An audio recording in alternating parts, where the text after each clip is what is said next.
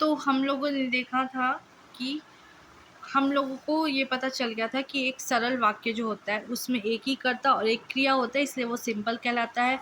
मिश्र वाक्य में एक सरल होता है, उस सरल वाक्य पे डिपेंड करता हुआ दूसरा आश्रित वाक्य होता है।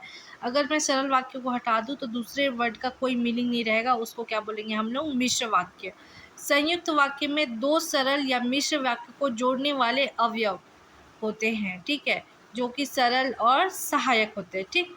अब रूल हमेशा ऐसे याद रखना, एक रूल है, ठीक है, एक रूल याद रखना कि मिश्र वाक्य में, ठीक है, मिश्र वाक्य में दो शब्द के बीच में आएगा, दो शब्द को जोड़ने वाला होगा जो, जिसकी, जिससे, की, क्योंकि, जहाँ, ज्यों ही, जब तक, जैसा, इसलिए, इतना, जैसे जैसे आदि सहायक वाक्य है आपस में जुड़े होंगे, ठीक है।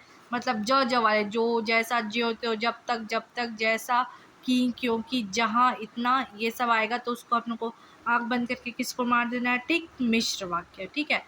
संयुक्त वाक्य, संयुक्त मतलब जुड़ने वाला, तो दो चीज़ को हम लोग कैसे जोड़ेंगे? दो वाक्य को कैसे जोड़ेंगे?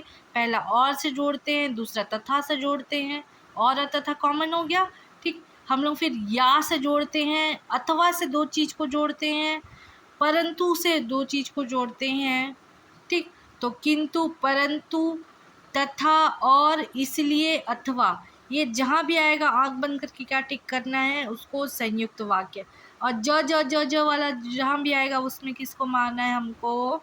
मिश्र वाक्य, ठीक है। सरल वाक्य सिंपल होता है, जैसे मैं आया और गया, जैसे मैं आया और खाया, ठीक है।